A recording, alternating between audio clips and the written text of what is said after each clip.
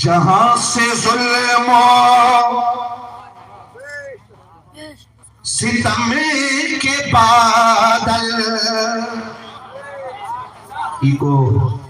جہاں سے ظلم و ستم کے بادل ہٹانے والا میرا نبی ہے۔ اگر حق ہے تو بولے سبحان اللہ۔ جہاں سے ظلم و ستم کے بادل ہٹانے والا میرا نبی ہے۔ جہاں سے ظلم و ستم کے بادل، جہاں سے ظلم و ستم کے بادل ہٹانے والا میرا نبی ہے۔ اور زمین پہ آ کر زمین کو چلنا، زمین پہ آ کر زمین کو چلنا بنانے والا میرا نبی ہے۔ زمین کو بنانے والا، پڑھے ابھی پڑھے، بنانے والا میرا نبی ہے۔ زمین پہ آ کر زمین کو چلنا بنانے والا میرا نبی ہے۔ اور شعر منادہ فرمائے کہ یہ چاند جس کو زمان والے ابھی بھی ہوا بنا رہے ہیں، یہ چاند جس کو زمان والے ابھی بھی ہوا بنا رہے ہیں، یہ چاند جس کو زمان والے، یہ چاند جس کو زمان والے ابھی بھی ہوا بنا رہے ہیں، اسی کو بچپن میں انگلیوں پر، اسی کو بچپن میں انگلیوں پر نچانے والا میرا نبی ہے۔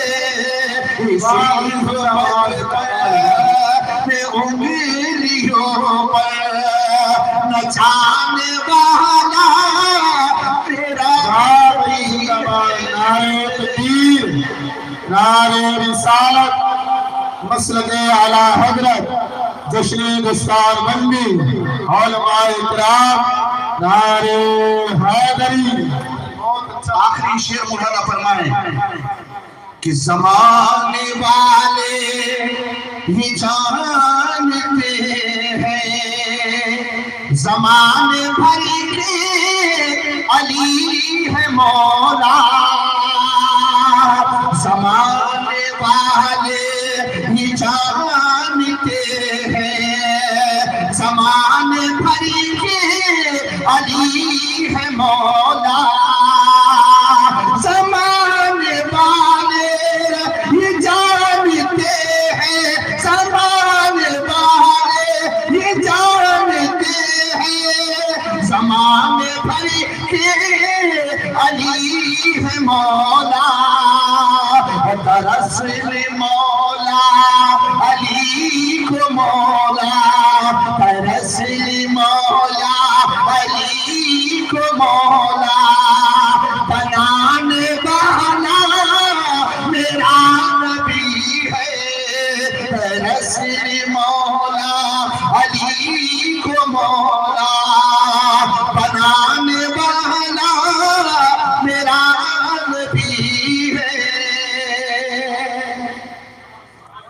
درود پاک پڑھیں، اللہم صلی علی سیدنا و شفیعنا حبیبنا مولانا محمد وآلہ وسلم، صلاۃ و سلام علیک یا رسول اللہ۔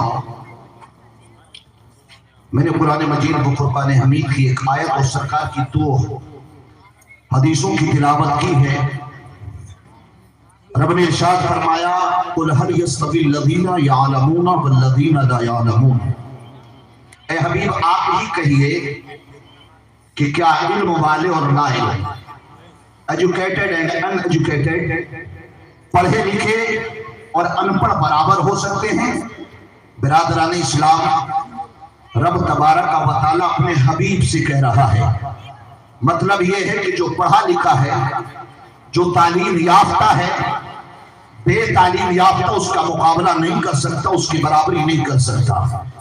حضرات محترم، تعلیم ایک ایسا نور ہے جس سے ہم شرع کی ماہیت کو پہچانتے ہیں۔ ہم دنیا کی تمام چیزوں کی حقیقت اور اس کی ماہیت کو جن چیزوں سے تعارف کراتے ہیں اسی کا نام علم ہوتا ہے۔ علم ایک ایسا نور ہے جو انسان کی کیفیت اور اس کی شخصیت کو سارے عالم میں منور و روشن کر دیتا ہے۔ حضرات محترم، علم ہوتا ہے وہ چاہے آپ جس زبان سے سیکھیں، جس لینگویج سے سیکھیں، آپ اس کو زبانوں میں تقسیم نہیں کر سکتے۔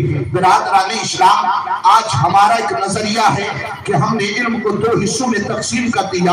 کچھ لوگوں نے کہا ایک علم دنیا ہے اور ایک علم دینی ہے، ایک علم عصری ہے، دوسرا علم دین ہے۔ میں نے کہا میں آپ کے اس اختلاف سے، آپ کی اس تقسیم سے اتفاق نہیں رکھوں گا، اس لیے کہ علم جب آدمی دین کو شریعت کی اشاعت کے لیے حاصل کرے، مصطفیٰ کی شریعت کے پیغام پہنچانے کے لیے حاصل کرے، وہ علم اگر عربی زبان میں ہو تب بھی علم ہے، انگلش زبان میں ہو تب بھی علم شریعت ہے، وہ چاہے جس زبان میں سیکھا جائے وہ علم شریعت ہے۔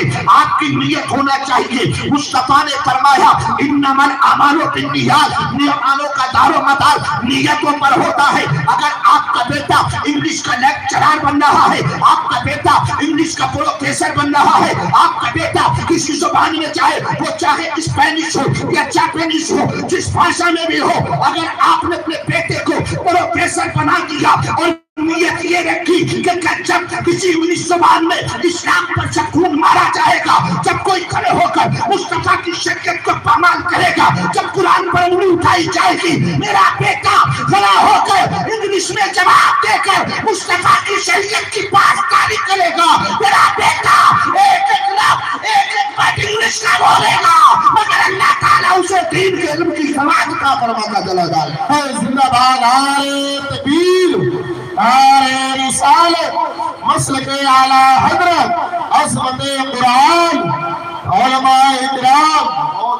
برادران اسلام، علم حاصل کرو۔ ابھی آپ نے علامہ توحید صاحب سے سنا تھا کہ بیٹوں کو ڈاکٹر بنانا ہے، بیٹوں کو انجینئر بنانا ہے۔ میں نے کہا میں تو اس چیز کے بالکل موافق ہوں، کیونکہ جو دین اگر آپ نے قرآن پڑھا ہے اور قرآن سے آپ نے سوچ لیا مجھے اس سے دنیا حاصل کرنا ہے، یہ علماء بیٹھے پوری ذمہ داری سے بول رہا ہو، ہمارا معاشرہ چاہے کچھ بھی کہتا رہے، اس لیے کہ کسی کے زخموں کو سہلانا یہ میری عادت نہیں ہے۔ اگر ہم نے ہی کسی کی منہ دیکھی کہہ دی ہے تو پھر دین کو بچانے والا کون ہوگا؟ عزیزان گرامی یاد رکھو، زبان کڑی ہو مگر حقیقت ہو۔ عربی کا مقولہ ہے الحق مر لو کان ضر، حق بات کڑوی ہوتی ہے اگرچہ موٹی ہی کیوں نہ ہو۔ اس لیے یاد رکھو اے مسلم معاشرے میں جینے والوں، تم نے اپنے معاشرے کو بدل دیا، تم نے نبی کونین کی شریعت کا کوئی پاس نہ رکھا۔ اگر آج بھی تم نبی کونین کے دین پر قائم ہو جاؤ، ڈاکٹر اقبال کا وہ شعر آج بھی زندہ ہے، طریق مصطفیٰ کو چھوڑنا ہے وجہ بربادی، اسی سے قوم دنیا میں ہوئی بے اقتدار اپنی ہمیں کرنی ہے۔ شہنشاہ فتح کی رضا جوئی وہ اپنے ہو گئے تو رحمت پروردگار۔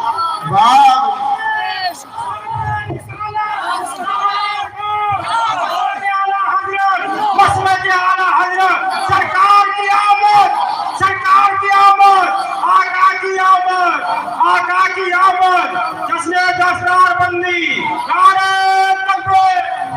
پہلے بچوں کو قرآن پڑھاؤ۔ آج قاری مجاہدین اسلام میں گرب کی دستار، ان کی رسم دستار بندی ہو رہی ہے۔ لاکھوں مبارکباد کے حقدار ہیں یہ کہ انہوں نے قرآن کو اس انداز سے پڑھنا سیکھ لیا جس انداز سے پڑھنے کا حکم اللہ نے رب العزت نے قرآن مجید میں عطا فرمایا، جس طرح سے قرآن کو پڑھنے کا حق مصطفیٰ جان رحمت نے ہمیں عطا کیا۔ عزیزان گرامی یاد رکھو، قرآن کو قرآن کے پڑھنے کے طریقے سے پڑھا کرو۔ قرآن میں رب فرماتا ہے فَرَتِّلِ الْقُرْآنَ تَرْتِیلًا، قرآن کو تبلیغ کے ساتھ پڑھا کرو، قرآن کو ٹھہر ٹھہر کے پڑھا کرو۔ عزیزان گرامی، بہت عظمتوں والی یہ بات ہے کہ انہوں نے قرآن مجید کی تجوید کو مکمل کر لیا، قرآن کو پڑھنے کا بھی یہ حق ادا کریں گے، لیکن قرآن کے صرف الفاظ کو پڑھ لینا، صرف سورہ فاتحہ کو رٹا مار دینا، عزیزان گرامی یاد رکھو یہ ہمارے لیے کامیابی کی ضمانت ثواب کی نیت سے ضروری تو ہے، مگر ہمیں خالی الفاظ نہیں دیکھنا بلکہ اعلیٰ حضرت کا کنز ایمان اٹھا لو۔ جب اس کا مطالعہ ہوگا اور جب اس کی تفسیر پڑھی جائے گی تب پتہ چلے گا کہ قرآن کے اندر کتنی روشنیاں ہیں، اور وہ روشنی جب ملے گی تو دنیا بھی کامیاب ہو جائے گی، آخرت بھی تیری